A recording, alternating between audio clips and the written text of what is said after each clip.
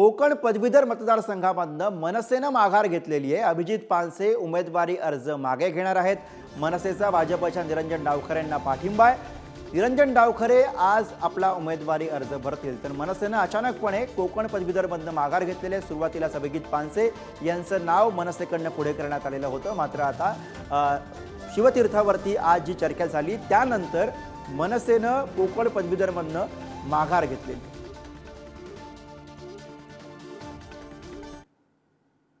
वैयक्तिक विनंती केलेली होती राजसाहेबांना की पदवीधर मतदारसंघाची जी निवडणूक आहे त्यामध्ये निरंजन डावखरे हे उमेदवार आहेत भाजपकडून आणि आमच्याकडून श्री अभिजित पानसे हे निवडणूक लढवणार होते। पण देवेंद्रजींनी स्वतः येऊन जी विनंती केली त्या विनंतीला मान देऊन राजसाहेबांनी आज असा निर्णय घेतलेला आहे की ते आमचे अभिजित पानसे हे या निवडणुकीचा अर्ज भरणार नाहीत। निरंजन डावखरे हेच त्याचे उमेदवार असतील।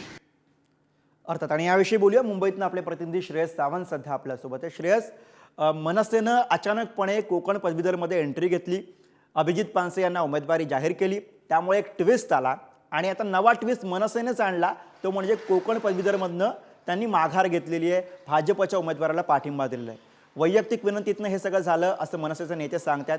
पडद्यामागे नेमकं काय घडलं, काय चर्चा झाली?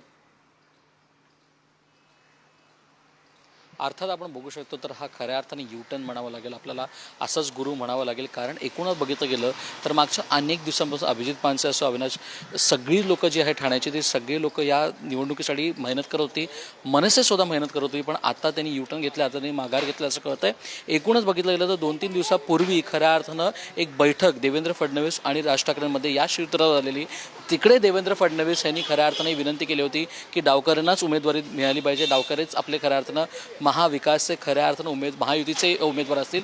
पण आता आपल्याला जे कळतं आहे त्याच्यानुसार आता महायुतीचे उमेदवार हे डावकरे असतील आणि अभिजित पानसे यांनी माघार घेतली। अभिजित पानसे आज खऱ्या अर्थानं उमेदवारी अर्ज गुरु भरणार होते, पण आता ते भरणार नाहीत, त्यांनी माघार घेतली आहे। धन्यवाद या सगळ्या सविस्तर माहितीसाठी श्रेयस।